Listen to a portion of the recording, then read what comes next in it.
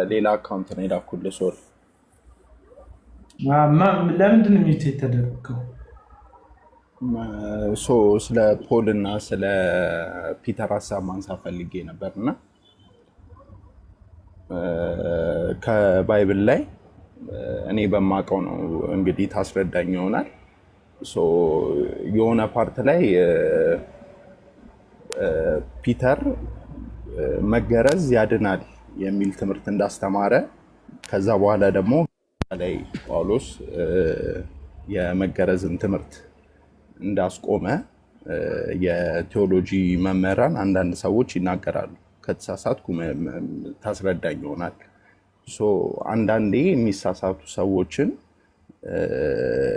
ከቢብሊካል አንጻር ኦር ደግሞ ቴዎሎጂ አንጻር ትዳኛቸዋለህ ወይስ ሁሉም አንዳንዴ መንገድ የሚሳሳቱ ሰዎች ሀሳባቸው ያጋንንት ትምህርት ነው ብለህ ነው የምታስበው? እሱን እንድታስረዳኝ ነው የፈለኩት። የመጀመሪያው ሀሳቤ እሱ ነው።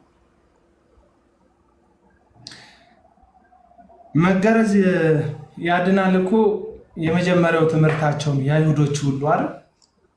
የአይሁዶች ሁሉ ነው። በአዲስ ኪዳን ግን ሐዋርያ እንድመልስልህ ከፈቀድክልኝ አንዴ ዝም ትላለህ ጠይቀኝ።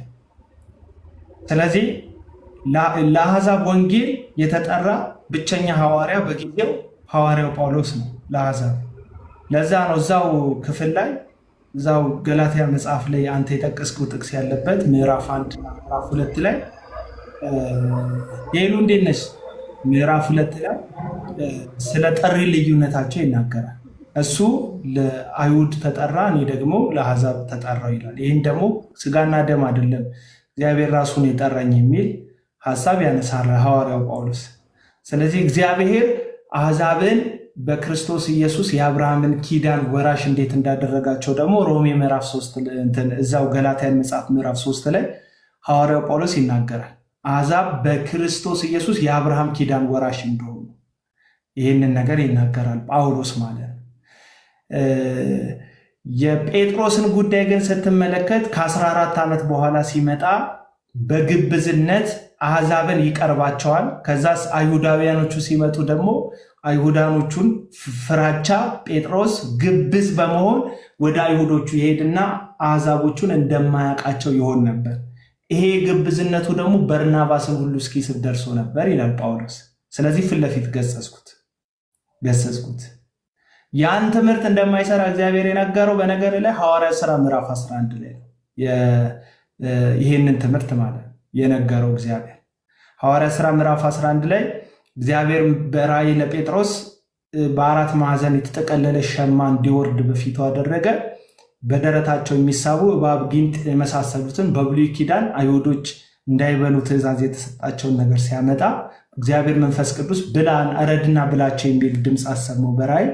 እኔ ከልጅነቴ እንደዚህ ያለ በልቼ አላውቅም ማለት እግዚአብሔር የቀደሰውን እንዴት አንተ ርኩስ ትላለህ ብሎ እግዚአብሔር ገሰጸው።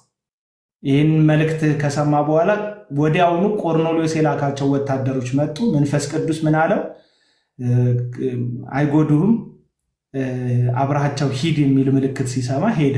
ከዛ መንፈስ ቅዱስ በአሕዛቦች ላይ ሲወርድ አየ። የጴጥሮስ አሕዛብ በክርስቶስ ወንጌል እንደተጠሩ የገባው የዛን ጊዜ ነው።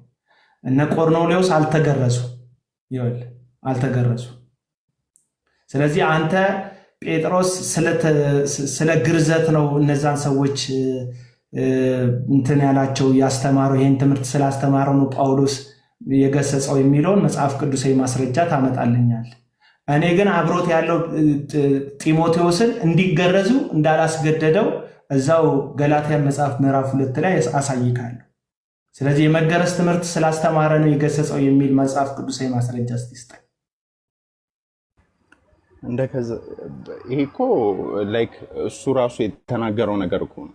የመገረዝን ትምህርት እንዳስተማረ ከዛ በኋላ ደግሞ ይህን እኮ መጽሐፍ ቅዱስ ክፍል የምናውቀው ከጳውሎስ ነው እንጂ ከጴጥሮስ አይደለም።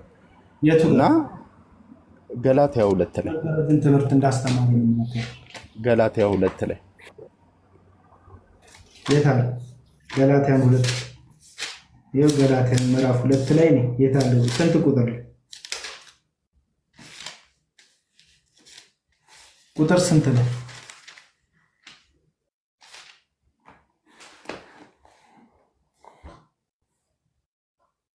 ላንብብልህ ምዕራፍ 2 ከቁጥር 1 ጀምሮ ተመለስ። ወጥተህ እየፈለግክ ነው።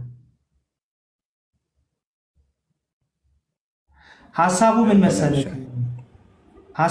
መሰለክ?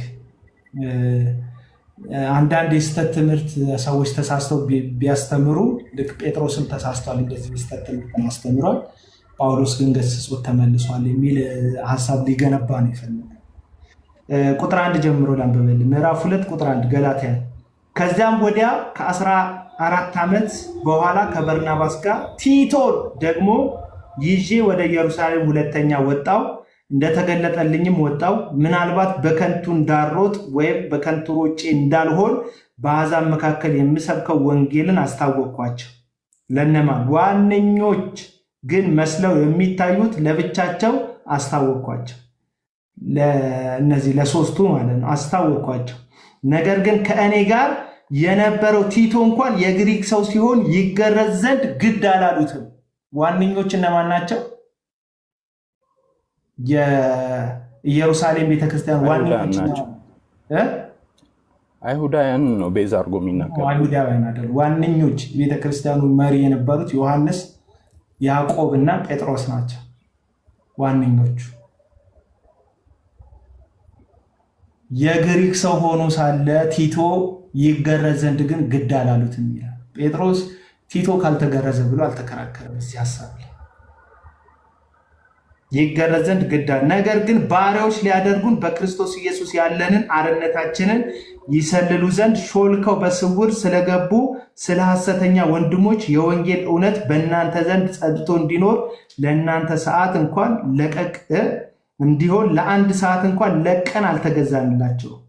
አለቆች የመሰሉትን ግን በፊት ማን እንደነበሩ አይገደኝም።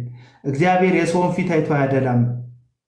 አለቆች የመሰሉት አንዳች እንኳን አልጨመሩልኝምና። ተመልሰው ግን ጴጥሮስ ለተገረዙት የሆነውን ወንጌል አደራ እንደተሰጠው እንዲሁ ለእኔ ላልተገረዙት የሆነውን ወንጌል አደራ እንደተሰጠኝ አዩ። ለተገረዙት ሐዋርያ እንዲሆን ለጴጥሮስ የሰራለት ለእኔ ደግሞ ለአሕዛብ ሐዋርያ እንደሆን ሰርቷልና። አየህ፣ ጴጥሮስ ለተገረዙት የተጠራ ሐዋርያ ነው፣ ጳውሎስ ላልተገረዙት የሚል ሐሳብ ነው እንጂ ያለው መገረዝ ያድናል የሚል ትምህርት አላስተማረም ጴጥሮስ እዚህ መጽሐፍ ላይ።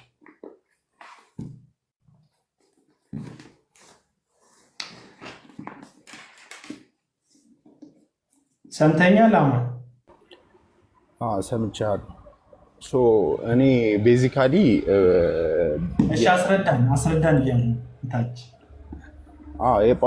የጳውሎስን ትምህርት ቤዚካሊ ለአሕዛብ አድርጎ ሲያስተምር የአይሁዳንን ትምህርት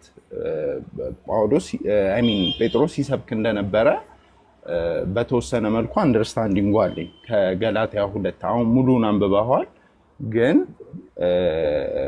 በተወሰነ መልኩ የነበሩ አይዲያ ይሄ ቴዎሎጂካል አይዲያ ነው። ባይ ዘ ዌይ እነ በርናባስም የተሳሳቱበት ምክንያት እነ በርናባስም ከጳውሎስ ጋር የተለያዩበት ምክንያት የአይሁድን ትምህርት በሰፊው አስተምር ስለነበረ ከሐዋርያነቱ የተነሳ የአይሁድ እንትን ስለነበረው ብለድ ላይን ስለነበረው ያንን ትምህርት ግን እንደሰበረው ጳውሎስ ያስተምራል። እኔ አንደርስታንዲንግ ቴዎሎጂካል አንደርስታንዲንጎችም እንደዛ አድርገው ነው የሚሰብኩት። ግን ዋናው እኔ ላስረዳበት የፈለኩት ጀነራላይዝ ላረግ የምፈልገው ፖይንት ምንድን ነው? አንዳንዴ ስብከቶች ላይ የተሳሳቱ ፖይንቶች ሊነሱ ይችላሉ። እነዛ ፖይንቶች ላይክ ትንቢት ኦር በጣም የማይሆኑ ነገሮች ህዝብን ሊያሳስቱ የሚችሉ ነገሮች ምናምን አፕል ሊያደርጉ ይችላሉ። ግን እነዛን ነገሮች ቶለሬት ማድረግ መጽሐፍ ቅዱሳዊ ነው ብዬ አስባለሁ። ምክንያቱም አንዳንድ ጊዜ ሰዎች ከስጋ ማንነታቸው ሊነሱ ይችላሉ፣ ከብዙ ፖይንቶች ሊነሱ ይችላሉ። ግን አንዳንድ ሰዎችን ዝም ብሎ አጋንንታይ ነው ብሎ ሌብል ማድረግ አይ ዶንት ቲንክ ኢትስ ራይት። ይሄ የግል አስተሳሰቤ ነው። ገብቷል? እና ቶለሬት የምናደርግበትን ላይን አንተ አሁን የምትነሳበት ፖይንት ይገባኛል። የቅናት መንፈስ ነው፣ በቃ ለክራይስት ያለህ ቅናት እንደሆነ ይገባኛል። ግን ሰዎች በመንገዳቸው ላይ ከተገነዘቡት ራሳቸው ካዩት ነገር የተነሳ የማይሆን ነገር ለህዝብም ሊናገሩ ይችላሉ። መድረክ ደግሞ በራሱ እንትን አለው የመሳብ አቅም አለው። ገብቷል። እና እንደዚህ አይነት ነገሮች አፕን ሲያደርጉ በጣም ብዙ ወንጌልን መስማት የሚችሉ ሰዎች እያሉ ዳርክነስ ውስጥ በጣም ብዙ ያለ ሰው አለ። በጣም ብዙ ሰው ከምታስበው በላይ ኢትዮጵያ ውስጥ ማለት ነው። እና እነዚህን ሰዎች በወንጌል መመለስ የሚችል አቅም ያላቸውን ሰዎች ጀስት የአስተሳሰብ ልዩነት ስላለ አጋንንታዊ ናቸው ብሎ ሌብል አድርጎ የተሳሳተ ትንቢት በጣም ብዙ ጊዜ ሰምቼ አውቃለሁ። ለምሳሌ ነው ማለት ነው። አይ ሚን የተነሳበትን መንገድ አላውቅም፣ ግን የመንፈስ ቅዱስ አስተምህሮ አሁን ላይ እያየሁበት አይደለም። እውነቴን ነው የምልህ። ግን የሰውዬ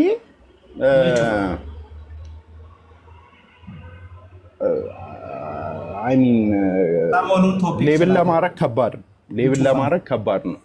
ግን አጋንንታዊ ነው ብሎ አሁን አንተ እንዴት ነው የምትረዳቸው? እነዚህ እኔ ማነሳቸውን ለምሳሌ ሄኖክ፣ ሌሎቹን እዩ ጩፋ በጣም ብዙ እኔ እንኳን በማውቀው ማለት ነው አቤላ፣ እኔ እንኳን በማውቀው በጣም ብዙ ሰዎች ወደ ወንጌል የተመለሱ ሰዎች አሉ በእዩ ጩፋ ምክንያት። ጆይ ጭሮን አላውቅም፣ ዶክተር ጆይ ጭሮን ስለማላውቅ ሰማይ እና ዶክተር ለምሳሌ አንተ ትክክለኛ ሐኪም ሆነ ትክክለኛ ሐኪም ያልሆነ ለአንድ ሰው የማይሆን መርፌ ወይም ደግሞ መድኃኒት ሰጥቶት ሰውየውን ቢገለው ምንድን ነው የሚሰማህ? አይ ሚን በጣም ነው የሚያሳዝነው። እንደዚህ አይነት ነገር አክሴፕተብልም አይደለም። ምንድን ነው የሚሰማህ? አንተ እያወቅህ አንተ እየሰማህ ሳይሆን እያወቅኸው፣ ምክንያቱም አንተ ዶክተር እንደሆንክ እኔ አሁን አይቼ ነው የመጣሁት። ስለዚህ ሕክምና ላይ ስትሰራ ሕክምናው አንተ ትክክለኛውን እያወቅኸው ትክክለኛ ያልሆነ መድኃኒት ሰጥቶት አንድ ሰው አውቆ ሆን ብሎም ሊሆን ይችላል ተሳስቶም ሊሆን ይችላል ያንን የምታውቀውን ሰው ቢገለው ምንድን ነው የሚሰማህ? ያ ሰው በቃ አኔቲካል ስለሆነ ትክክለኛ ሰው አይደለም። ይሄ ነው ልል የምችለው ነገር። ትክክለኛ ሰው ስላልሆነ መቀጣት ያለበትን ነገር መቀጣት አለበት። ምን ይቀጣ? ያው ሕክምና የራሱ ሜዲኮ ሊጋል ነገር ስላለው በዛ መልኩ ነው ሊዳኝ የሚችለው። እሺ በሕክምና እንግዲህ ይቀጣል ብለሃል አይደል? በመንፈሳይስ እኔ የማገለግለውን ህዝብ በእውነተኛ ወንጌል እየረዳሁት ያለውን ህዝብ ትክክለኛውን የመጽሐፍ እውነት እየተናገርን ያለነውን ህዝብ ሲያሳስተውና ሲገለው ስናይ ምን የምንወስን ይመስላል? ይሄ ትክክለኛ አናሎጂ ነው። ቱ ቢ ኦነስት ልልህ የምችለው ነገር ምንድን ነው የህግ ፍርድና አሁን ለምሳሌ በህክምና ከሆነ ስጋን የገደልከው በቃ በህግ ትቀጣለህ። ግን ይሄ መንፈሳዊ ነገር ነው። መንፈሳዊ ነገር ነው ስለ ሰው ሲገድል ለማስረዳት ነው። አሁን ሰው ሲገድል ሰው ሲሞት ፊዚካሊ ነው የምትለኝ? ሞተ መድኃኒቱን ጥሎ እኔ አንድ ጥያቄ ልጠይቀው። እነዚህ ሰዎች በእግዚአብሔር ስም የሚናገሩትን ትንቢት ከመድረክ ሞቅታ ከስሜታዊነት ነገር ብቻ አርገን ብቻ ማለፍ ኤክስኪውዝ መስጠት ነው ያለብን እንደ መጽሐፍ ቅዱስ? ወይስ መጽሐፍ ቅዱስ ላይ ያለ በመናገር ደረጃ ተናግሮ የተሳሳተ አንድ ሐሰተኛ ነቢይ ታውቃለህ? ወይም የእውነት አገልጋይ ሆኖ ድንገት የቀባጠረ ነቢይ ታውቃለህ? በአዲስ ኪዳን በብሉይ ኪዳን ማሳየት ትችላለህ? አዎ። ስለ ትንቢት ስፔሲፊካሊ ከመጣን በጣም ብዙ ውሸት ነገሮችን ኦር ደግሞ ሀፕን ያላረጉ ነገሮችን ኢቨን በሀገር ጉዳይ ሰምተን እናውቃለን። እነዚህ ነገሮች ሀፕን አድርገው ያውቃሉ። ግን ይሄ አንተ የምጠራቸው ሰዎች ላይ ብቻ ነው ያለው? አንደኛ ጥያቄ እሱ ነው። እኔ ቦታዎችን መጥራት አልፈልግም፣ ስም መጥራት አልፈልግም። ግን በጣም ብዙ ቦታ እንደዚህ አይነት ነገር ሀፕን ያደርጋል። በጣም ብዙ ቦታ እንደዚህ አይነት ነገር ሀፕን ያደርጋል። ይሄ ከስሜትም ከስጋይነትም መንፈሳዊ ካለመሆንም ሊመጣ ይችላል። አይዶን። ስለዚህ እነዛ ሰዎች እየሞከሩ መሳሳት ይችላሉ። ነብይ ነው ማለት ነው አይደለም። ስለ ነብይነት የራሱን እንትን እንያዝና የራሱን ሌላ ርዕስ እንያዝና እኔ ግን የፈለኩት ነገር ምንድነው አናሎጂ የሰራከው በገላትያን መጽሐፍ ምዕራፍ 1 እና ምዕራፍ 2 ላይ ባለው ሐሳብ መጽሐፍ ቅዱሱን ያላውዱ በመጥቀስ ነው ማይሆን አናሎጂ የሰራው። አንደኛ ነገር ጴጥሮስ መገረዝ ያድናል የሚል ትምህርት የለውም። እንደዚህ የሚል ትምህርት መጽሐፍ ቅዱስ ላይ አስተምሯል የሚል መጽሐፍ ቅዱስ ሐሳብ የለም። ሐዋርያ ናቸው እነዚህ ሰዎች። መጽሐፍ ቅዱስ ሲናገር በነቢያትና በሐዋርያት መሰረት ላይ ተመስርታቸዋል ነው። እንግዲህ ነቢያትና ሐዋርያት መሰረት ማለት እነሱ ባስተማሩት ትምህርት ላይ ማለት ነው። ይሄ መጽሐፍ ቅዱስ እውነት ነው። ስለዚህ ጴጥሮስ መሀል ላይ የስተት ትምህርት ገንብቷል እያልከኝ ከሆነ መጽሐፍ ቅዱስ ስህተት ነው። ጳውሎስ ግን ጴጥሮስ የምን ሐዋርያ ነበር? የተገረዙት ሐዋርያ ነበር። ጥሪውም ለተገረዙት ነው። የጴጥሮስ ጥሪው የተገረዙት ነው። በምን አወቅ? እንደዚሁ በገላትያ ወንጌል ለዓለም ሁሉ ስበኩ ነው እኮ የተባሉት። ይሄ እኮ ጥሪ ነው፣ የጥሪ ጉዳይ ነው። ምን ይላል መጽሐፍ ቅዱስ? ዘውዬ ቴንኪው። ምን ይላል መጽሐፍ ቅዱሱ ላይ? እዚህ ጋር ጴጥሮስ ለተገረዙት ሐዋርያ መሆኑ ከሰራለት እኔ ደግሞ ላልተገረዙት ምንድን ነኝ? ሰርቶልኛል ይሄው ሐዋርያነት ይላል። አንብቤ እልሃለሁ፣ ደግሜ ላነብልህ እችላለሁ። መቃወም ካልፈለግክ በስተቀር ጴጥሮስ የተገረዙት ሐዋርያ ነው፣ ጳውሎስ ያልተገረዙት ሐዋርያ ወይም የአሕዛብ ሐዋርያ ነው። ይሄ መጽሐፍ ቅዱስ ግን ለምንድን ነው ሊሚት ያደረከው? የጳውሎስን አገልግሎት ሊሚት አድርጌው አይደለም፣ ባይብል ያለኝን ነው መውጣው መጽሐፍ ቅዱሱ ስለሚለኝ ነው። ብራዘር ሌላ ሐዋርያት እኮ ግን እኮ ለዓለም ሁሉ ወንጌልን ስበኩ የሚል እኮ መጽሐፍ ቅዱሱ እየተጣላ ነው እያልከኝ ይጣለዛል እያልከኝ እግዚአብሔር ቃል እየተጣላ አይደለም። በቃ ስለዚህ ስላልተጣላ እኔ እናንተ ለአእምሯችን እንዲመቸን አድርገን አናወራው። እኔ አይደለሁም ያወራሁት። ይሄንን ነገር የተናገረው ሐዋርያው ጳውሎስ ነው። ደግሜ ላንብብል ቁጥር 7 ላይ ምዕራፍ 2 ገላትያን ቁጥር 7 ላይ ተመልሶ ግን ጴጥሮስ ለተገረዙት የሆነው ወንጌል አደራ እንደተሰጠው እንዲሁ ለእኔ ላልተገረዙት የሆነውን ወንጌል አደራ እንደተሰጠኝ እዩ። ለተገረዙት ሐዋርያ እንዲሆን ለጴጥሮስ የሰራለት ለእኔ ደግሞ ለአሕዛብ ሐዋርያ እንዲሆን ሰርቷልና። ይህን ሲል ግን ጴጥሮስ ያልተገረዙትን አላገለገለም። እነ ቆርኔሌዎስን አገልግሎ ግን ስፔሲፊክ የጴጥሮስ የሐዋርያነት ጥሪ ለተገረዙት ነው ተብሎ የተገለጸው መጽሐፍ ቅዱስ ላይ ወይም ለኪዳኑ ሕዝብ ለእስራኤል ነው የተባለው። 5,000 ሰው 3,000 ሰው ወደ እግዚአብሔር መንግስት ሲጨምር ሐዋርያ ሥራ ምዕራፍ 2 ላይ በልዩ ልዩ ቋንቋ የሚናገሩ ከሌላ ሀገር የመጡ ሰዎች አልዳኑ? ድነዋል። ሐዋርያቱና ደቀ መዛሙርቱ ላይ የእግዚአብሔር መንፈስ በልሳን ሲያናግራቸው፣ በተለያየ ቋንቋ ሲያናግራቸው በእኛ ሀገር ቋንቋ የእግዚአብሔርን ድንቅ ነገር ይናገራሉ ብለው መሰከሩ። እንግዲህ ምን እናድርግ ወንድሞቼ ብለው ሲጠይቁ በክርስቶስ ኢየሱስ እመኑ፣ በስሙ ተጠመቁ፣ የዛን ጊዜ ትድናላችሁ ብሎ ሰበካቸው። ጴጥሮስ ነው ይህን ስብከት የሰበከው። ለማን ነው ግን የዛን ጊዜ ራሱ የሰበከው ስትል ለተገረዙት ነው። ምክንያቱም በዓሉ የነበረው ባለ 50 ነው። አይሁድ ሁሉ ወደ ኢየሩሳሌም መጥተው እግዚአብሔርን የሚያመሰግኑበት ዓመታዊ ባህል ላይ ነው ይህን አገልግሎት የሰጠው። ስለዚህ የጴጥሮስና የጳውሎስ አገልግሎት ልዩነት ለተገረዙና ላልተገረዙ ተብሎ ተቀምጧል ገላትያን መጽሐፍ ላይ።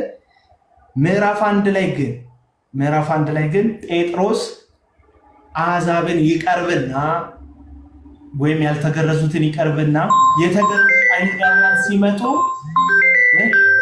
የሆነ ስልክ እየጠራ ነው። ቤኪ ስልክ ቤኪ ሚዩት አድርጎልኛል። እና ጴጥሮስ እንትኖች ሲመጡ ወደ ማን ይሄድ ነበር? ወደ አይሁዶቹ ይሄድ ነበር። ወይም ደግሞ ግብዝ ሆኖ ነበር። በግብዝነቱ ደግሞ እንትና ተስቧል እንጂ የትምህርት ስህተት አይደለም። ጴጥሮስ ላይ ነበር ያካሄድ ስህተት ነው የነበረው። ገብቶኛል አቤላ። ከገባህ የጴጥሮስን ጉዳይ አንስተህ ግን እዚህ ጋር በእግዚአብሔር ስም ስለሚነግዱ እግዚአብሔር እንዲህ ይላል እያሉ ስለሚዋሹ ቅድም አንተ የምጠቅሳቸው ብቻ አይደለም፣ ሌሎችም አሉ። ሌሎችም ቢኖሩ በእግዚአብሔር ስም ከነገዱ ሐሰተኞች ናቸው። ወንድም አለ ሙሉ ወንጌል ውስጥ ሊሆን ይችላል። በእግዚአብሔር ስም ኳሸ ሐሰተኛ ነብይ ነው ሙሉ ወንጌል ውስጥ ያለው። ይሄ እኮ አያስፈራም እኮ። እኔ ስም አልጠራው። አይ እኔ ጠራው ስም ጠራው። ለምሳሌ ጂፒኤስ ሙሉ ወንጌል ውስጥ ነበር። ሐሰተኛ ነብይ ነው፣ አመፀኛ ሐሰተኛ ነብይ ነው። ትዳር ሁሉ ሁለተኛ ትዳር ሁሉ እግዚአብሔር እንደዚህ ነው ብሎ እያጸደቀ ያለ ሰው ሐሰተኛ። አሁን የሆነ ቸርች ውስጥ ቁጭ ስላሉ የሆነ ቸርች ውስጥ ስለሆኑ ምናምን እውነተኛ የሚያደርጋቸው የተናገሩት መልእክት በእግዚአብሔር ስም ተነግሮ የምር መልእክቱ እየሆነ ነው እየተፈጸመ ነው። መጽሐፍ ቅዱስ ነብይ ብሎ ባስቀመጠው መስፈርት ተገኝተዋል። ሰዎች ካልተገኙ ሐሰተኞች ናቸው። ለዚህ ነው አንዳንዶች እንደውም ነብይ የለም በዚህ ዘመን የሚል መከራከሪያ ነጥብ የሚያነሱት የቀባጠሩ ስለሆነ አብዛኞቹን ማለት ነው። አንድ ጥያቄ የምጠይቀህ ማለት ነው አቤላ፣ የአካሄድ ስህተት ያላቸውና የትምህርት ስህተት ያላቸውን ሰዎች እንዴት ነው የምንለይ? በደንብ ገብቶኛል ያልከኝ ነገር።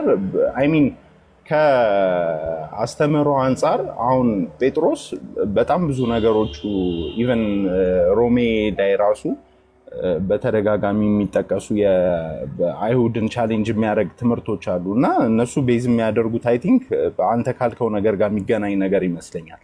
ግን ከዛ ውጪ የአስተምህሮ ስህተት ያላቸው ሰዎችና የአካሄድ ስህተት ያላቸው ሰዎችን ብለን እንዴት ነው የምንለያቸው? አንደኛ ፖይንቴ እሱ ነው። የአካሄድ ስህተት ኖሯቸው ግን ሙሉ በሙሉ ኢን ሬፈረንስ ችግር ያለባቸው ሰዎች ብለን how do you ይሄ እንዴት ነው ሰው ወንጌል እየተሰበከለት የዳነ ምናምን እያየህ ከዛ በኋላ ደግሞ መልሰን የአጋንን ትምህርት ነው ምናምን ስንል ራሱ በራሱ አይጣረስም ወይ? አንደኛ ነገር። ሁለተኛ ነገር ደግሞ መመለስ የሚቻል ከሆነስ እንዴት ነው የምንመልሳቸው? እዚህ ላይ ነው ሞር ሶሉሽኑ ላይ ፎከስ ብናደርግ። አንድ ነገር ልንገር። እኔ አሁን ከዚህ በፊት ስናገር ሰምተኝ ካላወቅ ነው እንጂ ተኩላ ኖሮ በግ ይሆናል ብዬ አላምንም። እኔ ተኩላነት ማንነት ነው። ለዚህ ነው ኢየሱስ ክርስቶስ የማቴዎስ ወንጌል ምዕራፍ 7 ላይ የበግ ለምድ ለብሰው ከሚመጡ በውስጣቸው ግን ነጣቂ ተኩሎች ከሆኑ ሐሰተኞች ተጠበቁ። ምን ለብሰው ነው የሚመጡት አለ? መልስልኝ። የበግ ለምድ ለብሰው ምን ያደርጋሉ? ይመጣሉ። የመጡ ናቸው እንጂ ዳግም የተወለዱ አይደሉም። እዛ ቸርች ውስጥ ያደጉ ናቸው እንጂ ዳግም የተወለዱ አይደሉም። እዛ ቸርች ውስጥ የኖሩ ናቸው እንጂ ስፒሪታቸው ከእግዚአብሔር ልጅ ከኢየሱስ ጋር በመልክ የሚመሳሰል አይደለም። ዳግመኛ የልጅነትን መንፈስ በውስጣቸው የለም። እነዚህ ሰዎች የቸርቹን ቋንቋ ያውቃሉ፣ ንግግሩን ያውቃሉ። የበግ ለምዱ እሱ ነው። አወራሩን ያውቃሉ፣ አጸላዩን ያውቃሉ፣ ቃላት አጠቃቀሙን ያውቃሉ። ባይብልን በፈልጓቸው መንገድ ይተረጎማሉ ለራሳቸው ፍላጎት። እነዚህ ሰዎች ከርመው እንትን አይሆን። ጳውሎስም ምዕራፍ 20 ላይ ቁጥር 28 ላይ ሲናገር ሐዋርያት ሥራ ላይ እኔ ከሄድኩ በኋላ ለመንጋው የማይራሩ ጨካኝ ተኩሎች ይመጣሉ አለ። ጳውሎስ እሄዳለሁ የሚለው ከቤተክርስቲያኑ ከኤፌሶን ቤተክርስቲያን፣ እኔ ከዚች ቤተክርስቲያን ሲሄድ ወደዚች ቤተክርስቲያን ይመጣሉ አልነበሩም ማለት ነው። እያለ እሱ አልነበሩ፣ የሚመጡ ናቸው እሱ ከሄደ በኋላ። ስለዚህ የሚመጡ ናቸው እንጂ ዳግም የተወለዱ አይደሉም። ለዚህ ጴጥሮስም ስለነዚህ ሐሰተኞች ሲገቡ ሾልከው ይገባሉ ይልና የስህተትን ትምህርት አሾልከው ያስገባሉ ይላል ጴጥሮስ። ሾልከው ነው የሚገቡት፣ ደግሞ አሾልከው ያስገባሉ። ሾልኮ የገባ ደግሞ በበር ያልገባ እኔ በሩ ነኝ አለ ኢየሱስ። ኢየሱስ አያሾልክም፣ በር ስለሆነ ያስገባል።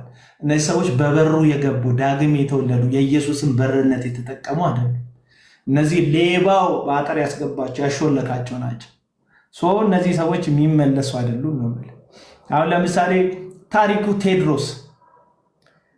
ቴድሮስ የሰላም ወንጌል ፓስተር አይታል። በትክክል ከእግዚአብሔር ጋር የነበሩት የንስሐ ፍሬ የሚያፈሩ ናቸው። ይጸጸታሉ፣ ደክሞኝ ነበረ በአጥፍቻለሁ ብለው ቤተክርስቲያን ሄዶ ቀጠና 2 ሽማግሌዎች ጸልዮለት ምናምን በቃ ያው ተመለሰ። ማና ትዕግስት እጅጉ ፕሮግራም ላይ ቀርቦ ተናገረ። የሚለወጡ መስሎኝ ነበራል። ፓስተር ታሪኩን በግል ከጀርሚ ጋር ስላገኘ ነው አብረን ቁጭ ብለን በዚህ ጉዳይ ላይ ስላወራ ነው ተጠግቼ አየዋቸው። መመለስ የሚቻል ይመስለኝ ነበረ። እኔን ወደዛ ሊወስዱኝ ተቃረቡ አለ። ኦልሞስት ሄዶ ነበር እሱ ራሱ ግን በንስሐ ፍሬ ያፈራሉ እውነተኞቹ። አሁን የሚጋጋጡት ሰዎች የሚጋጋጡት የሚመለሱ ስለሚመስላቸው አያ እውነተኛ ዳግም የተወለዱ ሰዎች ቢደክሙ በእነዚህ ሰዎች ቢሳቡ ንስሐ የማፍራት በአደባባይ ተሳስቼ ነበር ማለት ልቡ አላቸው። በፍጹም ልቤ ቴንክ ይታል እና ልቡ አላቸው። ስለዚህ ተኩላ ኖሮ በጋ አይሆንም ነው ምልክ እኔ መለሱ ባይኔ። አቤላ በጣም አመሰግናለሁ። አሪፍ ኢንሳይት ነው የሰጠኝ። አጋንንት የሚያስወጡበት ምን ስም ነው ይላሉ ኮሜንት ላይ። በስም አጋንንትን ያስወጣሉ የሚላቸው እኮ ሐሰተኞቹ ነው አይደል? ኢየሱስ ምዕራፍ 7 ላይ ቁጥር 13 ጀምሮ ማቴዎስ ምዕራፍ 7 ቁጥር 13 ጀምሮ ከሚመጡ በውስጣቸው ነጣቂ ተኩሎች ከሆኑ ተጠበቁ ይለና እዛስ ስለ ፍሬያቸውና በፍሬያቸው ታውቋቸዋላችሁ። እነማን? በእነዚህ የበግ ለምድ ለብሰው የሚመጡት። ከዛስ ከወይን ዛፍ ኩርንችት ከበለስ ደግሞ እንደዚህ አይለቀምም። መልካሙ ዛፍ መልካም ፍሬ ያደርጋል፣ ክፉ ዛፍ ክፉን ፍሬ ያደርጋል ይልና በስም ጌታዊ የሚለኝ ሁሉ መንግስተ ሰማያት አይወርስም ይላል። ስለነማን ነው የሚያወራው? በስሙ ስለሚመጡ ስለነዛ ነው የሚያወራው። አውዱ የሚናገረው ስለ ሐሰተኞቹ ይናገርና ጌታዊ የሚለኝ ሁሉ መንግስተ ሰማያት የሚገባ እንዳይመስላችሁ። እዛ በዛ ቀን በስም አጋንንት አላስወጣም ምን ይላሉ። እነዛ በውስጣቸው ነጣቂ ተኩላዎች የሆኑት በስም አጋንንት አላስወጣንም፣ ምልክትን አላደረግን፣ ፈውስን አላደረግን፣ ታምር አላደረግንም ይሉታል። እውነት እላቸዋለሁ አላወቅኳችሁም ይላቸዋል። መጀመሪያም ከኔ ጋር ትተዋወቁም እያለ ነው፣ ግን በስሙ አጋንንት አስወጥተዋል። ስለዚህ በኢየሱስ ስም አጋንንት ሊያስወጡ ይችላሉ። አቤል አንድ ጥያቄ ጠይቀው ከፈለኝ። ሶሪ በጣም እሺ። አማኔ ሰላም ላንተ ይሁን። አማንዲ ሰላም ላንተ ይሁን። እየሰማሁ እሺ። የኔ ጥያቄ አንተንና ሌሎችን እንዳንተ አይነት አመለካከት ላላቸው ማለት ተመሳሳይ የሆነ አንደርስታንዲንግ ላላችሁ ነው። ይሄ ሐሰትን የመናገር ወይንም የሐሰት ትምህርት እንደኔ እንግዲህ እንደ መጽሐፍ ቅዱስም በሁለት ነው የሚከፈለው። አንደኛው የሐሰት ትንቢት የሚናገሩ፣ ሁለተኞቹ ደግሞ ሐሰተኛ ትምህርት የሚያስተምሩ በሚለው ብንከፍላቸው፣ ሐሰተኛ ትምህርት የሚያስተምሩ በእውቀት ወደ እውነት ይመለሳሉ። እነዚህ ሰዎች በሂደት ማለት ነው። ከዚህም በፊት በራሳቸው አንደበት በሚዲያም ወጥተው አይ በዚህ ጊዜ ተሳስቼ ነበረ ወይንም እንዲህ አይነት ስህተት ሰርቼ ነበረ ግን ትክክል አልነበርኩም ብለው ወጥተው ህዝቡን ይቅርታ የጠየቁ አማኙን ይቅርታ የጠየቁ እንዳሉ እናውቃለን። ከዛም በተጨማሪ እንዲህ በሚዲያም ሳይወጣ መድረክ ላይ ምናልባት የትምህርት ስህተት ሆኖ ወይንም መጽሐፍ ቅዱስ በማይለው አካሄድ እንደዚህ ብለው ተርጉመው በትርጉም ስህተት ህዝቡን የተወሰነ ያሳሳቱና ከዛ ትምህርታቸው የተመለሱ እዛው መድረክ ላይም የተገሰጹ አይ እንዲህ ማለቱ ትክክል አይደለም እንዲህ ለማለት ፈልገው ነው ተብሎ የታረሙ ሰዎች እንዳሉ የዓይን እማኞች ነን እኛ። ሌላው ደግሞ እግዚአብሔር እንዲህ ይለኛል ብለው ተዘጋጅተውበት አይደለም እነዚህ ሰዎች። እንግዲህ እግዚአብሔር ካለ እግዚአብሔር የሚለውን ነገር ተዘጋጅታ አይደለም ሄደ መድረክ ላይ የምታወራው የምትናገረው። ድንገት እግዚአብሔር መልእክት ሊያመጣ ይችላል። ያንን መልእክት በአግባቡ ለህዝቡ የማስተላለፍ ከሰሚው ይጠበቃል። ነገር ግን ያንን ነገር እግዚአብሔር አለ እግዚአብሔር ብሎኛል ብሎ ለአንድ ሰው መልእክት ወይንም ለጉባኤ መልእክት ካመጣ አንድ ሰው ያ ነገር ሳይሆን ቢቀርና ሐሰት ቢሆን ሁለት ነው አማራጩ። አንደኛ ወይ ተናጋሪው ነው የተሳሳተው። እኛ ተናጋሪውን 100% ብንቀበል አይ እሱ ተሳስቶ አያውቅም ትክክል ነው ካልን ደግሞ ላኪው ነው የተሳሳተው። ላኪው ማን ነው? እግዚአብሔር ተሳስቷል እያልን ነው። ወይ ተናጋሪው ነው የተሳሳተው ወይም እግዚአብሔር ነው የተሳሳተው። ከሁለት አንዱን ልንመርጥ ግድ ነው። እኛ አንዳንድ ጊዜ ይህንን ነገር ግልጽ አድርገን ወይንም መጽሐፍ ቅዱስ የሚለውን ነገር መጽሐፍ ቅዱስ ሐሰተኛን ሐሰተኛ በሉ የሚለውን ነገር ሲነገር ብዙ ይሄ እንትን ነገሮችን የመደባበቅ የመሸፋፈን ነገር በብዙዎች ይታያል። እኔ እንደዚህ አልተረዳሁንም ወይንም እኔ ፈራጅ አይደለሁም ወደ ማለት ነገር ይመጣል። ምንድነው ችግሩ? መጽሐፍ ቅዱስ ነው እኮ ያለው። በብሉይ ኪዳንም ቢያንስ ሁለት ቦታ ኤርሚያስና ዘዳግም ምዕራፍ 11 ላይ ያለ ቃል አለ። እነዚህን ነገሮች ተመርኩዘን አሁን በአዲስ ኪዳንም ቢሆን ተመሳሳይ ነገር ነው ይናገራሉ ሰዎች፣ አይፈጸምም። ያ ነገር እስከ መቼ ድረስ ነው? ወይንም በእነሱ የስተትና የሐሰት ትንቢት ስንት ሰው እስኪሞት ድረስ ነው የሚጠበቀው? መቼ ነው የሚመለሱት? የእነሱ መስፈርታቸው ጽዋቸው የሚሞላው ስንት ሲሆን ነው እኛ ሐሰተኞች ናቸው የምንላቸው? በሚዲያ አሁን እየሰማን ነው። እኔ ራሱ አሁን የሆነ እንትን እየሰማው ነበርና አንድ በጣም ታዋቂ አገልጋይ ቃለ ምልልስ ሲደረግለት በቃ አይ ሐሰተኛ ነው ብሎ ለመናገር ከሱ የተሻለ ሰው እንደውም አልነበረም። የመጽሐፍ ቅዱስ የተሻለ አንደርስታንዲንግ ያለው ሰው ነው፣ ግን ሲተሻሻ እያየሁት ነበርና አሁንም እዚህ ጋርም እንደዛ ነው እየተደረገ ያለው። ሰው ወደዚህ ወደ ሐሰተኞች እየሄደ ያለው በጣም በብዙ ፐርሰንት እየተጎዱ ነው ያሉት። በፈቃዳቸው ስለሄዱ ነው የደበቁት። እነዚህ ሰዎች በፈቃዳቸው ስለሄዱ ነው መናገር ያልፈለጉት። እኛ ግን ይህንን መጽሐፍ ቅዱሳዊ በሆነ ነገር መዝነድ ለምንድን ነው ሐሰተኞች ናቸው ወይ ስንባል አይ ሐሰት ነው ለምንድን ነው ማንለው? ምንድን ነው ችግሩ? ይሄ እኮ እንደ በደል አይቆጠርብንም። ለሰዎች ማስተማሪያ ነው የሚሆነው፣ ሌሎች እንዲረዱ ነው የምናደርገውና ይሄንን ነገር ለምንድን ነው አፋችንን አውጥተን የተረዳ ነው የሚታወቅ ነገር ቫይራል የወጣ ነገር ለምንድን ነው ሐሰተኞች ማንለው የሚለውን ጥያቄ ነው። ወንድሜ አንተ ይሄን ነገር ብትመልስልኝ። በጣም ስትቸገር እያየው ስለነበረ ነው። ይቅርታ ቤላ። በጣም ቆንጆ ሀሳብ ነው ያነሳኸው። አማንዲ ግን ሻይ ቡና ላይ ነው መሰለኝ ማይክ እንትን የኮፊ ምልክት እያሳየ ነው። ስልክ ገብቶበታል መሰለኝ። ምንድነው የሚለው? አንዳንዶች እኔ መፍረድ አልችልም ምናምን ይላሉ። በዛው ሰዓት ግን አንተ ማን ስለሆንክ ነው አናቀህም እንዲህ ብለው ደግሞ እንደኔ አይነት ሰዎች ላይ ሲፈርዱ ታያላችሁ። አትፍረድ የምትሉ አቡና እንዲህ ነው ብላችሁ ለመፍረድ ግን ወኔ የምታገኙ ሰዎች ለነዛ ሲሆን አትፍረድን፣ ለአቡና ሲሆን ፍረድን ከየት መጽሐፍ ቅዱስ ነው ያመጣችሁት? ወይም ለእኔና ለመሰሎቼ ጊዜ እየፈረዳችሁ ያላያችሁትን እንዲህ ናችሁ እያላችሁ ወጣ ልጁ አማንዲ ከመጣ አለን። አስጨነቀው መሰለኝ አስጨነቀው። ይህን ወንድም ከዚህ በፊትም አዋርቼዋለሁ ይመስለኛል።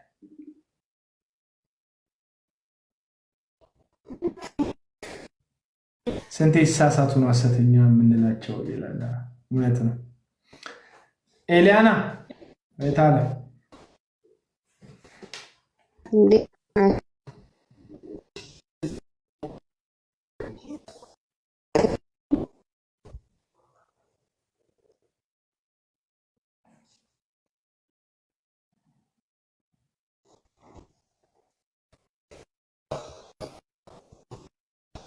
አለው ወገን ኔትወርክ ልክ አይደለም ይመስል ያንተ አለ አቡና ይሰማል። ኤሊያና ነው እየተቆራረጠ ያለው። የኔ ይሰማል። ደስ ይላል። ይሰማል። ሀገር ተቀያየረ ነው። እሷ እኛ ጋር እኔ እሷ ቤት በመንፈስ ይሰማል። አቡና ያንተ ይሰማል። እሺ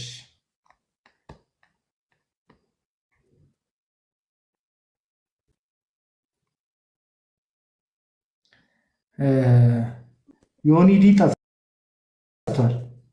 እስቲ አንድ ጥያቄ ልጠይቃችሁ ከታች ያላችሁ ወገኖች፣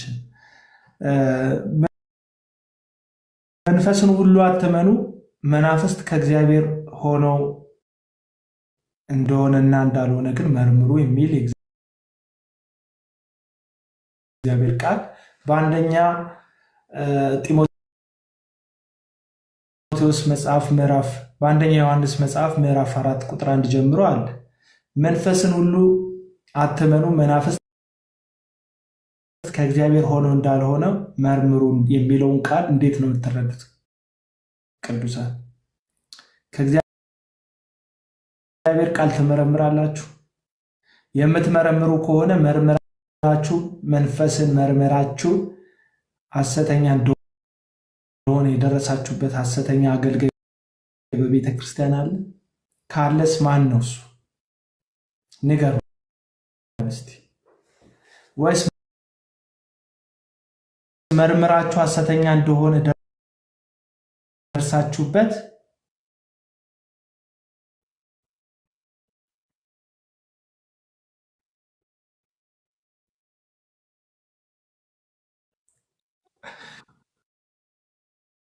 አንፈርድም ብላችሁ ተዋችሁት?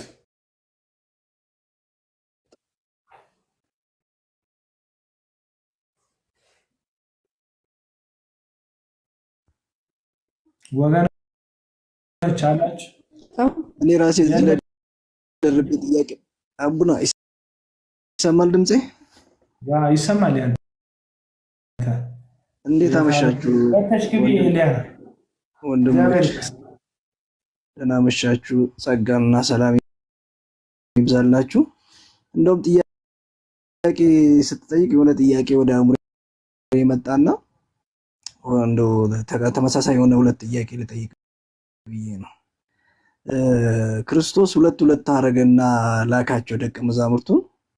ከዛን ሲመለሱ ሪፖርት ሲያቀርቡ በስም አጋንንት ወጣልን ብሎ በጣም በቃ ደስ ብሏቸው ሪፖርት አቀረቡ። ከዛ በዚህ ደስ አይበላችሁ፣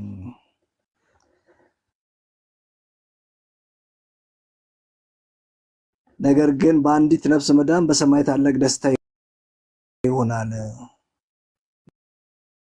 ምክንያቱም ነው የሚለው ቃሉና ታላቁ ተልእኮ ሰዎችን ከጨለማ ሰዎችን ከዓለም ወደ እግዚአብሔር መንግስት ከዚህ ዓለም መንግስት ወደ እግዚአብሔር መንግስት መቀላቀል ነው የእግዚአብሔር ዓላማ ወይም ክርስቶስ ወደዚህ ምድር የመጣበትና የእግዚአብሔር ደስታ ክርስቶስን በሰዎች ልብ ላይ መሳል ነውና እንደው ጥያቄ ምንድነው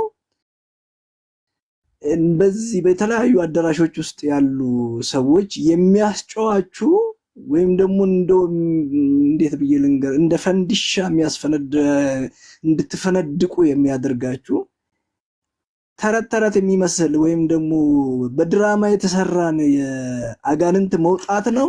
ከዛ አልፈው እኮ አጋንንት መውጣቱን ይከሱሃል እኮ። አንተ አጋንንት አስወጥተህ ታውቃለህ ይለዋል። እነዚህ ሰዎች ክርስቲያን አይደሉም እኮ። ይሄንን አሁን ሰዎችን መስጊድ ገብተው መስጊድ ነጠላ ጫማቸውን አውልቀው ገብተው ነጠላ ጫማቸው ጠፍተው ቸርች ነው ተብለው ተጠቁሞ የመጡ ናቸው። አጋንንት መውጣቱ በጣም ሰርፕራይዝ እያደረጋቸው ነው። እኚህ በጌታ አይደሉም እኮ። ይሄንን አሁን መለየት አለብን። ፈንጠዝያ ብቻ አይደለም እኮ። አንተ ጋር መጥተው አጋንንት ታስወጣለህ፣ አንተ አስወጥተህ ታውቃለህ ምናምን ይለዋል። ይሄ በጣም ሲል የሆነ ነው። ኢየሱስ እንግዲህ ጠቀስክ እኮ በሰማይ በሕይወት መዝገብ ስማችሁ ስለተጻፈ እንጂ አጋንንት በማስወጣታችሁ ደስ አትሰኙ አለ። ይሄ የኢየሱስ ትምህርት ነው። አንድ አጋንንት ሲወጣ ለምንድን ነው በድራም የምትጨፍሩት? ለምንድን ነው ፌንት የምትሰሩት የምትደነቁት? ከዛም አልፎ ደግሞ መታችሁ እዚህ አንተ አጋንንት አስወጥተህ አታውቅም፣ እሱ አጋንንት እያስወጣ ነው ለምንድን ነው የምትሉት? ክርስቲያን አጋንንት አያስወጣም ወይ? ይሄ አባቶቻችን እንደዚህ ያስተምረውናል ወይ? እና ልክ ነው። ጥሩ እና እንደው ሰው ራሱን ቢጠይቅ እንደው እንዴት ነው ከአጋንንትን ኢንተርቪው እያደረክ አስበዋል? ጊዜውን ሎንግ ታይም ቢያንስ 30 ደቂቃ ምናምን ከሱ ጋር አክት እያደረክ ምናምን እያልክ ምክንያቱም እኔ የምረዳው ምን መሰላችሁ፣ እነኚህ ሰዎች ከዛ ወገን ያለ ምክንያቱም እሱን ፕሮሞት እያደረጉ ያሉት እንጂ ክርስቶስን አይደለም ፕሮሞት እያደረጉ ያሉት።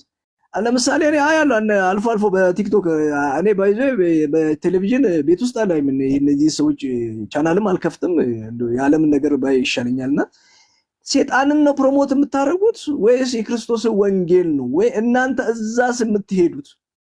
እኔ ምእመኑን ነው አሁን እኔ ባይዘ እነኚህ ሐሰተኛ ነቢያት ወይም ሐሰተኛ አስተማሪዎች ወይ ሐሰተኛ ፓስተሮች ብቻ ሳይሆን ሐሰተኛ ምእመን አለ። በቃ አሁን መቃወም ያለብን መለየት ያለብን ከሐሰተኛ ምእመን ነው። ምክንያቱም ክርስቶስን ባትክድ ቡክ ይዘ የሰው ገንዘብ እንዲገባልህ ጠንቋይ ቤት ቀን ላይ የሚጠነቁል ማይክ ይዞ በኢየሱስ ስም በሚመስል ነገር በሚጠነቁል ሰውዬ ቤት አትገኝም። ክርስቶስን ስለካድክ ነው። ምክንያቱም በቀደም ዓመት ያየው ነበር ሶፎንያስ ሄደበት አጭር ቪዲዮ ያየው ነበርና ሞተርን ትጥላለህ ምንን ትጥላለህ። ምክንያቱም አትሰራም ወይ ስራ አይልህም ሰውየው ስራ አይልህም። ስለዚህ አንተ እዛ የምትሄደው ሚራክል ካርድ ጋር የምትሄደው ሚራክል ካርድ በ10 ሺህ የምትገዛው ከጂንካ ተደውሎልኝ ነበር እና ሰውየው እኮ የሰዎቹ እኮ እንትን ባጃጅ መንዳት ዝቅተኛ ነገር መያዝ ምናምን አሳስቦት እኮ አይደለም የተናገረው። እና የጂንካ ህዝብ በቃ በጣም ብዙ ህዝብ እየሄደ ብዙ አገልጋይ እየሄደ ይበዘብዟል በየአመቱ። እና እነዚህ ሰዎች ገባቸውና የጆይ ጭሮ መምጣትን አላጀቡትም። ባለመኪኖቹ ጂንካ በጣም ብዙ መኪና ያላቸው ቬቶች አሉ፣ ብዙ ላንድ ክሮዘሮች ያላቸው በጣም ብዙ ሰዎች አሉ እዛ ከተማ ላይ በጣም ባለሀብቶች ማለት ነው። እና ያንን አላጀቡትም። ባጃጆቹም ተከፍሏቸው ሞተሮቹም ተከፍሏቸው ነው ያጀቡት። ምክንያቱም እነ ጆይ ጭሮ የመጀመሪያው ቢዝነስ ስለሆነ ጉዳዩ እነ ጆይ ጭሮ እነ እዩ ጩፋ የመታጀብን ጉዳይ እንደ ሲሪየስ ጉዳይ የሚያዩት ከተማውን በጣም እየቀወጡት ሲገቡ ዛሬ ምን መጣ ማን መጣ ተብሎ ከተማዋ ብዙ ጊዜ የሚገቡባቸው ከተሞች ጠባብ ከተሞች ስለሆኑ በዙሪያ ያሉ ገጠር ያሉ ሰዎች ሁሉ እስኪሰሙ ድረስ ወሬው ይናኛል። ዛሬ አይታልን እከሌ እኮ ገባ ይባላል። ስለዚህ ገባ ሲባል ደግሞ ፕሮግራሙ ላይ የመምጣት እድላቸው እንደዚህ ታጅቦ የመጣው ምን ስለሆነ ማን ስለሆነ ነው ብለው የማየት እድላቸው ሰፊ ነው። ህዝቡ ተንጋግቶ ይመጣል። ቢዝነስ ስትራቴጂ ነው። ከዛ ሲመጡ የተከፈላቸው ባጃጅ ሹፌሮች እና የተከፈላቸው ሞተረኞች እንጂ ሌላ ሰው ሊያጅበው አልቻለም። ጆይ ጭሮ እና ሚኒሻ የተከፈላቸው ሚኒሾች ያጀቡትና እንደ ትንቢት አድርጎ ከዚህ ሀገር ባጃጆችን ሞተሮችን የእግዚአብሔር ሰው ሲመጣ ሄሊኮፕተር ይቀበለዋል። ባለፈው ነታሻ የምትባል ኬንያ ያለች አንድ ሴት ጠንቋ ያለች ከእሱ ጋር አብራ በጥንቆላ ዓለም የምትተዳደር ማለት ነው። አገልጋይ ነኝ ፕሮፌት ነኝ ሐዋርያ ነኝ ምናምን ብላ የምጠነቆል ሴት አለች። እሷ ሴት በቃ የሌላ አቀባበል አድርጋለታለች እሱ ሲገባ ማለት ነው። አሁን ጂንካ ግን የጠበቀው ባጃጅ ነው። ገባ በባጃጅ ሻኪሶ ሲገባ ሻኪሶ ጂንካ የሚራክል ነው ለካ ሻኪሶ ሲገባ ሻኪሶ የወርቅ ሀገር ናት። እንግዲህ በጣም ብዙ ባለሀብቶች ያሉበት ከተማ ናት። እና ምእመኑ አሁን አስገባ እስቲ ገባ እና አንድ ወንድም ደውሎልኝ ሆነ ብለው ነው ባለመኪኖቹ ያልሄዱት አለ። እኔ እኮ ልሳን መስሎኝ ነው። ከጂንካ ነህ እንደ አንተ ጂንካ ነህ ያምናስ ልሳን የጻፍክ መስሎኝ። አቤላ እንዴት አላችሁ? ሰላም ነው? ሰላም ነው። በየጊዜው በቃ የተዋወቅኩ ተቸገርኩኝ እኮ።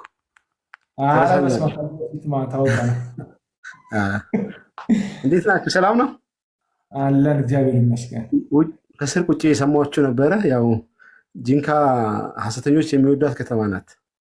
በጣም ብዙ ምስኪን ህዝብ ስላለ እየተፈራረቁ በእንትን ነው የሚበሉትና አንዱ ባለፈው ሚራክል ነው እናንተ ጋር መጥቶ አቧራ ጭሱ ሄደ እንዴ። መጀመሪያ እዩ ጀመረ፣ ከዚያ ዳንሳ ቀጠለ። አንድ ማን ነው የሚባል አለ በዊልቸር መሄድ አለ፣ እሱ ቀጠለ። ከዚያ በኋላ ነው ሚራክል ማን ነው ሚራክል መጣ። ከኋላ ደግሞ ጆይ ጭሮ የመጣው ትንሽ ከነሱ ኋላ ነው የመጣው። በዊልቸር የሚሄደው ሞቶ የለ እንዴ? አይ ቆይቷል እሱ ከመጣ አክቹዋሊ። ብርሃኑ ዳና ነው መጀመሪያ። እሱ እኮ ነው እንደዚህ አይነት አመፅን ያስፋፋ። እና ነፍሱን ይማረውና ልል ነበር። የጆጭሮ ምንድነው መሰለክ አቡና ሰው መጀመሪያ አካባቢ ላይ አመፀኛ ነበረ፣ አይሰማም። ነዩ በመጡበት ዘመን ላይ አይሰማም ነበር፣ ሲነገረው አይሰማም እና በጣም ተበልቷል ብዙ ሰው። ቀጠለ፣ እስራኤልም ሲመጣ እንደዛው ተበላ። ሲያይ ግን ጠብ የሚል ነገር የለም፣ ምንም የተፈጸመ ነገር አልነበረም። መጨረሻ ላይ ያው እነዚህ ደግሞ ሲመጡ ሞተረኞቹ እንዳልከው ቤንዚን ተገዝቶላቸው ብር ተሰጥቷቸው የዕለት የኪራይ ገንዘቡን አግኝተው ነው። ሞተረኛ ነው የመጣው እንጂ ኖርማሊ ሞተር ነው የምንጠቀም ሁላችን። መኪና ያለው አለ፣ ግን አብዛኞቻችን ሞተር እንጠቀማለን ለከተማ ውስጥ አገልግሎት። ግን አልወጣም ሁሉም። የወጡት ሞተር እያከራዩ 2 እግር ሞተር እያከራዩ የሚተዳደሩ አሉ። እነሱ ተከፍሏቸው ነው የወጡትና ያው እንዳልከው አጀብ ነገር ከሌለ የገጠርም ያለው ሰው ስለማይመጣ በዛ መንገድ ነበር ትንሽ ለማማወቅ የተሞከረው። ዞሮ ዞሮ እንደ ሌሎቹ አልተሳካላቸውም። ያው እንትኑ ቢዝነሱም አሁን እንትን ያደረገ ትንሽ የደረቀ ነው። ምክንያቱም ማህበረሰቡም አንደርስታንድ ያደረገ ነው። ሁለተኛ ነገር ደግሞ እዚህም ይህንን ሚዲያ ላይ የሚሰራው ኢፌክቱ ቀላል አይደለም። ህዝቡን በማንቃት በኩል አሁን እዚህ ሚዲያ ላይ መጥተው የሚጮሁ ምናምን የሚጽፉትን አያለሁኝ። ሪያሊቲውን ያውቃሉ እነዛ ሰዎች፣ እውነታውን ያውቃሉ። ግን በዚህ በጩኸት ካልሆነ በስተቀር ይህንን ነገር ማስቆም እንደማይችሉ እነሱም ስለገባቸው 2-3 አካውንት የከፈቱ እዚህ ይንጫጫሉ አሉ። እነዚህ ሰዎች በየቦታው አሉ። ነገር ግን ማህበረሰቡ አሁን እየነቃ ነው። ከስሮ ነው የወጣው። አቡነ አዚ አልሳካለትም፣ እሱ መጥቶ አልሳካለትም። ቸርችም የከፈቱ ነበሩ፣ ለዳንሳ ምናምን ቸርች ከፍተው ነበር፣ ዘግተዋል። አሁን የለም። ኢቭን ቲክቶክ ላይ እኔ ቪዲዮ ልክልሃለሁ ፈልጌ የእሱ እዚህ እንትን ምንድን ነው ፓስተር የተባለው አሁን ቲክቶክ ላይ ይደንሳል፣ ደናሽ ሆኗል። ፓስተሩ ማለት ነው። ፓስተሩ ልክልሃለሁ፣ ቪዲዮ ልክልሃለሁ። ጌታን ነው የምልህ። እንግዲህ ብዙ ሰው እየሰማ ነው። የማን ፓስተር ነው ያልከኝ? የእስራኤል ዳንሳ ቸርች አገልጋይ የነበረው ማለት ነው። እና ይደንሳል፣ ደንሰኛ ነው። እኔ ልክልሃለሁ ቪዲዮ።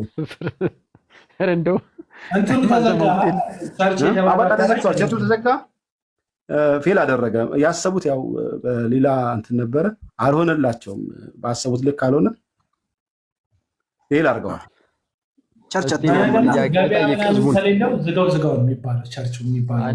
ህዝቡን አንድ ጥያቄ ልጠይቀው ወንድምነት። ምን አይነት ጥያቄ ነው የምጠይቀው?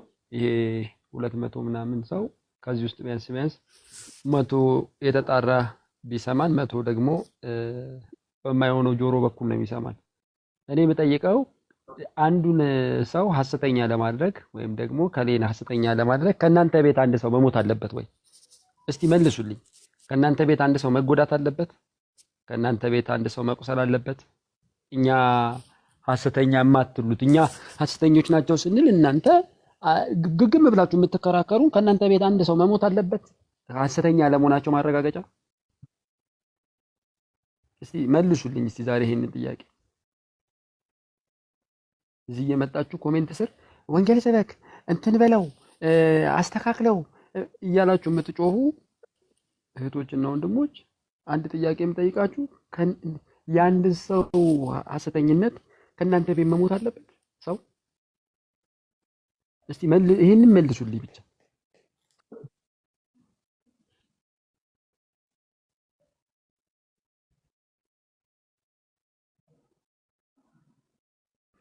ቢሞት ራሱ አንድ ሰው ቢሞት ራሱ ስላላመነ ነው የሚሉት።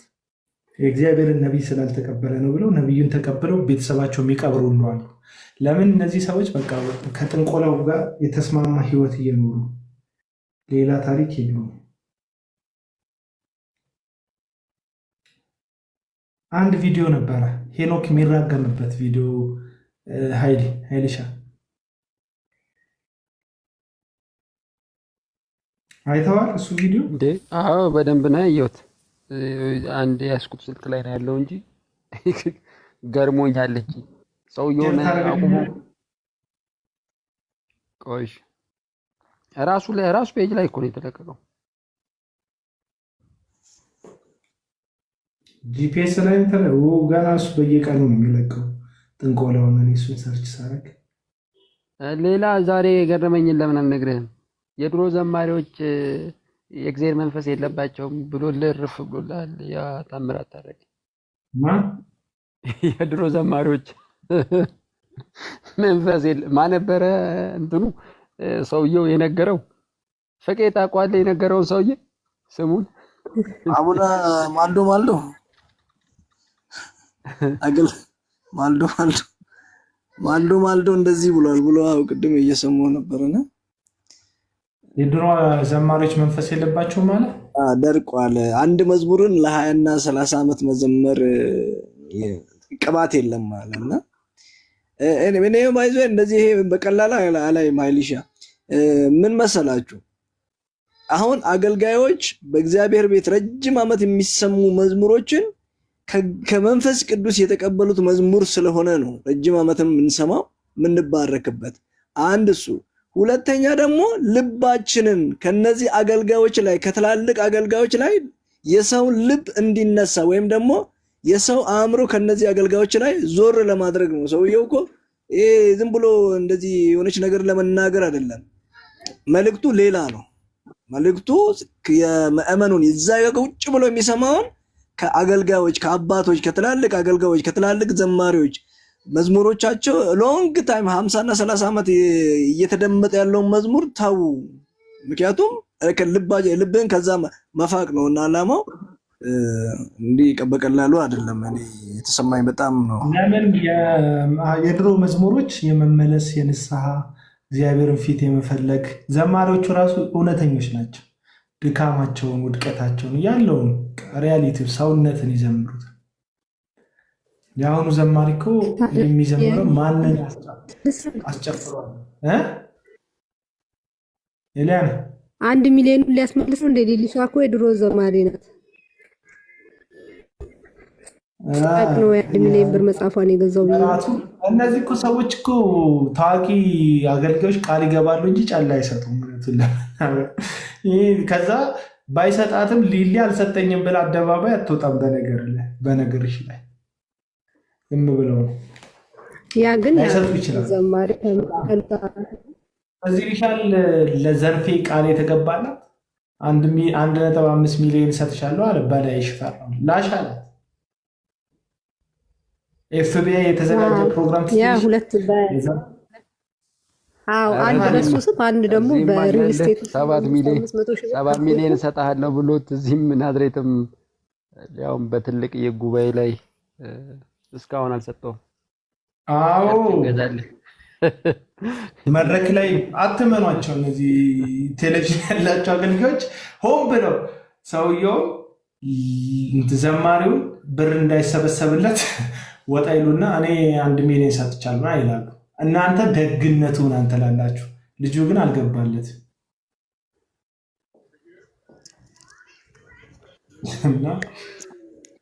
እንደዛ ነው። ባያስገባልህና ሚዲያ ላይ ወጥተህ ቃል የገባልኝም ብር አላስገባልኝም ብትል ህዝቡ አንተን ነው የሚሰድብ። ሰርታት በላም ወይ ይላል መልሶ። ቃል ገብቷል እኮ የሰው ያልፈጸምም ቢባል ማንም ለአንተ ጩኸት ለአንተ ጆሮ የሚሰጥ ሰው የለምና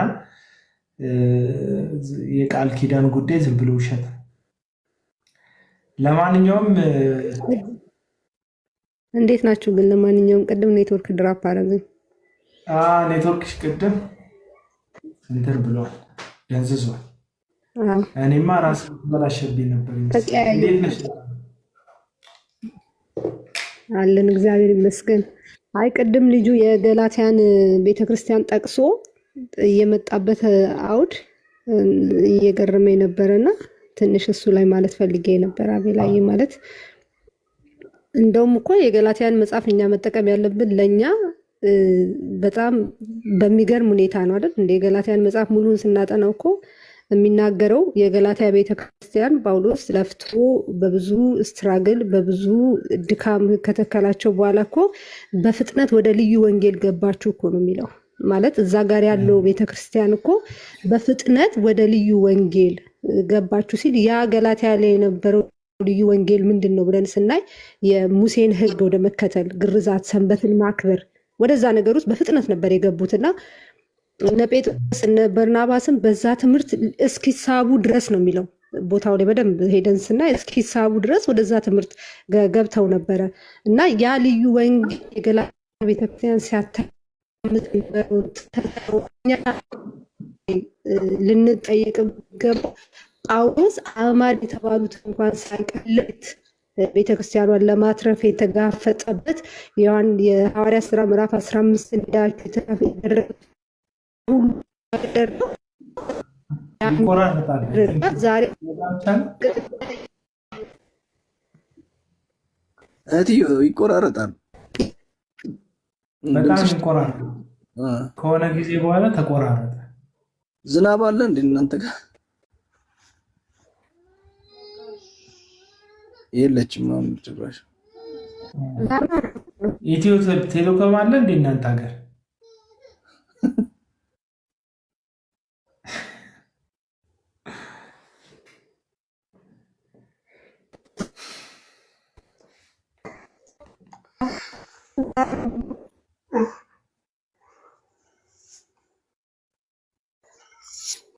አሁን እሳቤ ላይ ኢትዮጵያ በተሻሻለበት አሜሪካ ላይ ቁጭ ብዬ ብትወርቅ ልወቀስ እንዴ?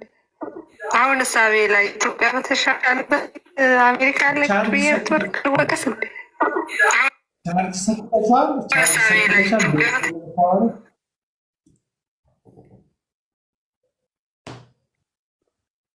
ቻርጅ ከሰካሽ በኤርፎን የምታወሪ ከሆነ እሱን ነገር አስተካኪ። ቲክቶክ በፓወር ባንክ ከሆነ እንትን ይላል።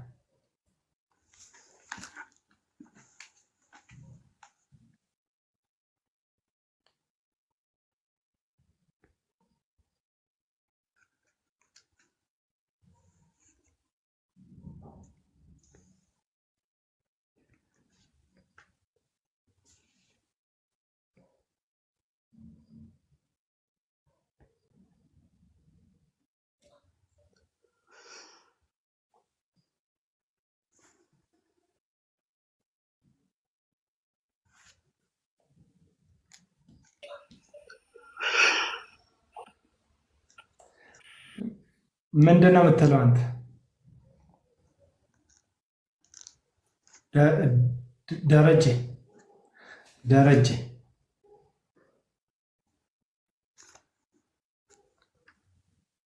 ደረጀ ሻሽ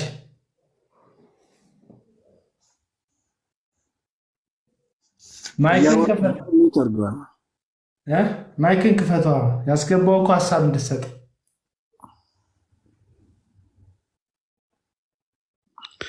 እኔ ምንም ሀሳብ የለኝም። ምንም ሀሳብ የለኝም። ታዱሻን መሳሪያ ይዘ ከሰዎች ጋር በዮናታን ጉዳይ የምታስፈራረው ወንድም አይደለም እንትን ኔትወርኩ ምቹ አይደለም። ታዲያ በዚህ ባልተመቻቸ ኔትወርክ ነው እንዴ ታዲያ ሀሳብ የምትሰጥ? እኔ እኮ ሁሌ ነው የሚገርምኝ። ለአንድ ሰው እንዴት አንድ ሰው ጠበቃ ይሆናል? ሰው እስከ ማሳደድ ድረስ ሰው እስከ ማሳደድ መሳሪያ ይዞ። አዎ ታዱሻን በሌሊት እየሄዱ እየከበቡ ቤቱን እየከበቡ ማስፈራራት ምን ማለት? ከዚህ በፊትም እንዲህ ተመሳሳይ ነገር ሰዎች ላይ በጣም የሚያሳዝን ነው። በጣም የሚያሳዝን ከነሱ ብሶ ደግሞ ከኔ የጽድቅ አገልጋይ ነው ምናምን ይላሉ። እኔ እኮ እንደው አንዳንድ ጊዜ ዘላለማቸው ላይ ለምንድን ነው የሚፈርዱት? እንደው ትህትና እንደው ባይኖራቸው እንኳን እንደው ለመስማት ለምን አይዘጋጁም ሰዎች? አሁን እዚህ ቤት ሁልጊዜ የሚወራው ነገር ሰዎችን ወደ መልካም ነገር መመለስ ወይም ደግሞ ሰዎች አይናቸውን ገልጠው የእግዚአብሔርን ቃል በራሳቸው ኢንተርቴን እንዲያደርጉ ነው አይደል ያወራን ያለ ነው። ግን ይሄናል በክፋትም ወይም ደግሞ ፖላይት ሆነን እንኳን ሰዎችን ልንናገርም ወይም ደግሞ ልንነቅፍም ወይም ደግሞ ልንወቅስም አይደለም፣ ግን ወደ ቃሉ እንዲመለሱ ነው። ግን ሰዎች ምን ሆነው ነው? በተለይ መጽሐፍ ቅዱስን እናምናለን ወይም ደግሞ እንግዲህ በዚህ በተሰጠን ስም ፕሮቴስታንት ወይም ጴንጤ የሚባለው ማህበረሰብ ከቅርብ ጊዜ ጀምሮ ስፔሻሊ ከ2010 ወይም ደግሞ 2005 ወዲህ ምን ሆነው ነው? እኔ ግራ እየገባኝ ያለው ነገር እሱ ነው። አረ ሰዎች ባካችሁ ተመለሱ፣ የእግዚአብሔርን ቃል አንብቡ። ምክንያቱም እናንተ ያነገሳችሁ ወይም እናንተ የምትክቧቸው ሰዎች ምን አይነት መርዝ ወደ አእምሮአችሁ ውስጥ እያፈሰሱ እንደሆነ ተመልከቱ። ከሰው ጋር እንኳን እንዳትግባቡ። ለምሳሌ ፈረንጅ አንድ እንትን አለውና ኮንፍሊክት ኢዝ ቤተር ይላሉ። ምክንያቱም የሐሳብ ግጭት ጥሩ ነው፣ ከዛ ውስጥ የተሻለ ነገር ይወጣል ብሎ ያስባልና በሐሳብ እኮ እንደዚህ ስንጋጭ መጨረሻ ላይ መስማማት ወደምንችለው ወይም ደግሞ አግሪ ወደምናደርገው ሐሳብ በእግዚአብሔር ቃል ስንዳኝ አግሪ እናደርጋለን። ግን ለመነጋገርም ፍቃደኛ አይደለንም። በቃ ዝም እንድንባባል ለምን እንደሚፈለግ እኛ የሰማነው ነገር ግን እንደውም ቀን እየሰማው እንትን እያሰላሰልኩ ነበር። የዛሬ 20 ዓመት እዩ ጩፋ ያወጣት ዘፈን ትዝ ትላለች።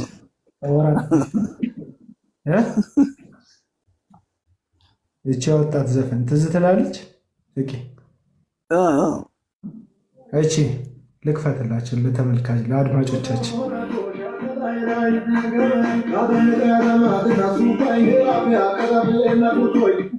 ትርጉሙን ኤላና ትቻለሽ ወላይተኛ አለሽ? በጣም ቀላል ነው። አማን ትርጉሙን ነበራት እዚህ ትርጉሙ ተጽፏል እዚህ ጋር አለ። የአባይን ወንዝ ገድበህ ትችላለህ ወይ? ካልቻልክ እኔን እንዴት ልትመልሰኝ ትችላለህ? 2-3 እየሆንክ እኔ ላይ ትቧደናለህ። እዩ ጩፋ ነው በመዝሙር መልክ የዘፈኑ ዘፈን። ለመሆኑ ማን እንደሆንኩ ለይተህ ታውቃለህ? ኖረህም ማትጠቅም ጠፍተህም ማትጎዳ ጥቃቅንና አነስተኛ ነህ ይላል።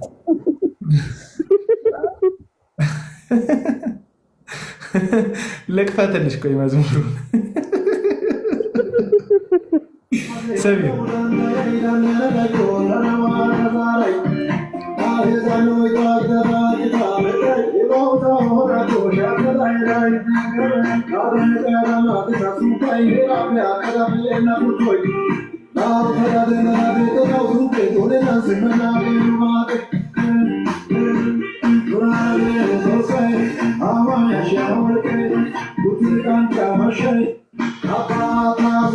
ምንጩን ንገረን ይለኛል። ምንጩማ አጋንንት ነው።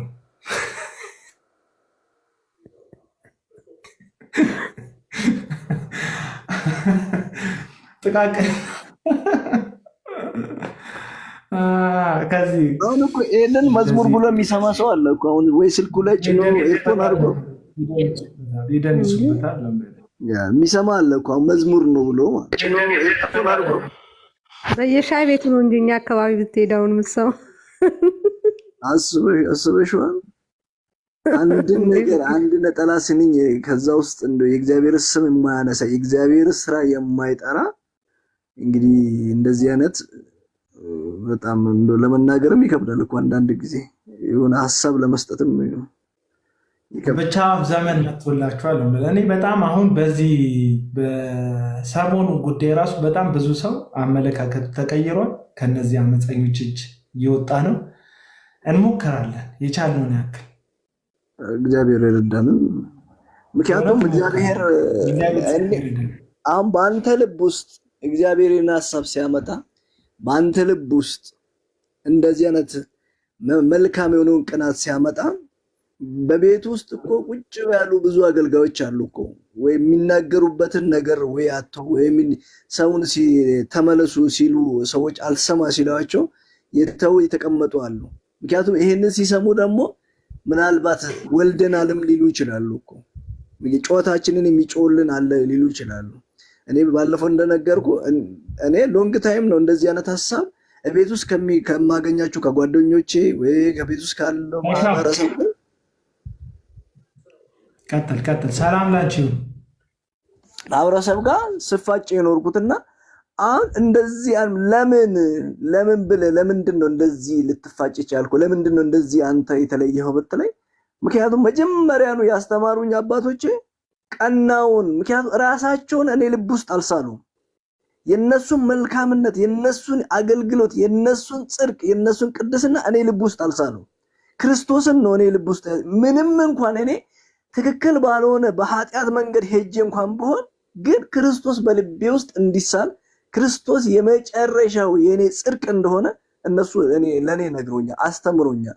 ስለዚህ አንድ ሰው መጥቶ ራሱን ለመሳል ሲፈልግ ኖ እለዋለሁ። ምክንያቱም እኔ የተቀበልኩት የሰማሁት እንደዛ አይደለም፣